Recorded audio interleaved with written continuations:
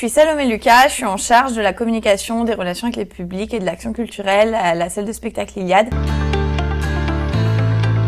De février à fin septembre, je suis à fond sur le lancement de saison, donc c'est-à-dire présenter les spectacles à la presse, préparer tous les supports de com, alimenter le site internet, commencer à teaser la saison sur les réseaux sociaux, etc.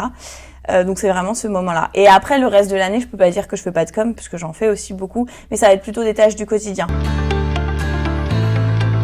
Je pense que pour moi, une bonne formation, c'est une formation qui nous prépare à la stratégie de com et à sa mise en œuvre de manière réaliste. Parce que, évidemment, dans beaucoup de structures, qu'elles soient publiques et privées, il y a une contrainte qui est la contrainte budgétaire.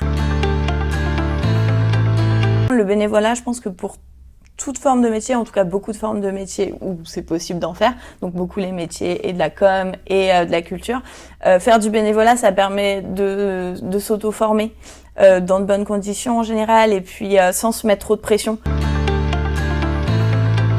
J'adore la polyvalence de mon métier, parce que du coup, je fais 3 métiers en un, donc j'ai jamais le temps de m'ennuyer, j'ai jamais le temps de me lasser, donc j'adore. C'est que ce soit l'action culturelle ou la com, c'est des métiers où on peut être quand même assez facilement en lien avec d'autres personnes, avec des partenaires. Dans la com, il y a toute la dimension relation presse, et moi, j'adore être dans l'échange avec d'autres personnes. Du coup, c'est quelque chose que je trouve très nourrissant en fait d'un point de vue humain.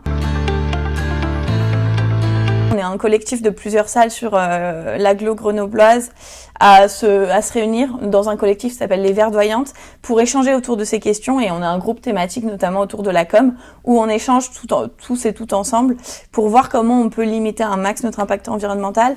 Du coup, je pense que ce que j'imagine et ce que je souhaite dans 10 ans, c'est qu'on ait réussi à trouver des réponses à ces problématiques-là de comment on continue à communiquer en faisant très attention et en limitant autant que faire se peut notre impact environnemental.